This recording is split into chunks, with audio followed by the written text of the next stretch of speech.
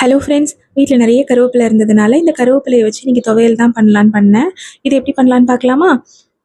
இதுக்கு ஒரு எண்ணெய் சட்டியில் கொஞ்சமாக எண்ணெய் வச்சு 2 துண்டு கட்டி பெருங்காயத்தை பொரிச்சு எடுத்துக்கலாம்.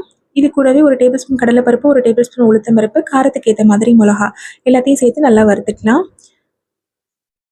இதுலேயும் நம்ம க்ளீன் பண்ணி வச்சுருந்த கருவேப்பிலையும் சேர்த்து லைட்டாக வறுத்து எடுத்துக்கலாம். ரொம்ப வறுக்கணும்லாம் இல்லை, லைட்டாக நம்ம வறுத்தாலே போதும்.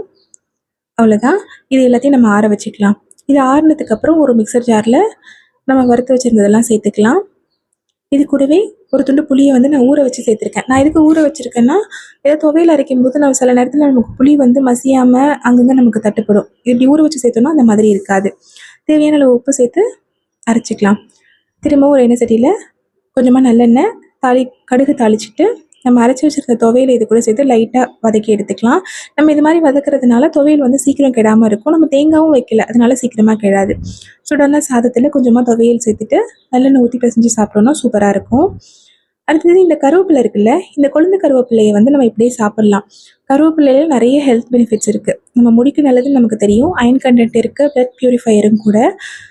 அப்படி இந்த கொழுந்து கருவேப்பிலை அப்படியே உங்களால் சாப்பிட முடியல அப்படின்னா சும்மா 2 கொத்து கருவேப்பிலையை எடுத்து பல்ஸ் மோடில் வச்சுக்கலாம். அதுக்கப்புறம் ஒரு பாத்திரத்தில் கொஞ்சமாக தண்ணி சேர்த்துட்டு நம்ம இந்த பல்ஸ் மோடில் வச்சோம் இல்லையா கருவேப்பிலை, அதையும் இது கூடவே சேர்த்து நல்லா கொதிக்க வச்சுட்டு அதை வடிகட்டி டெய்லி ஒரு கிளாஸ்னு எடுத்துக்கலாம். இது உடம்புக்கு ரொம்பவே நல்லது. ஓகே ஃப்ரெண்ட்ஸ், தேங்க்ஸ் ஃபார் வாட்சிங். இந்த சேனல் பிடிச்சிருந்துச்சுன்னா மறக்காமல் சப்ஸ்கிரைப் பண்ணுங்கள். தேங்க்யூ.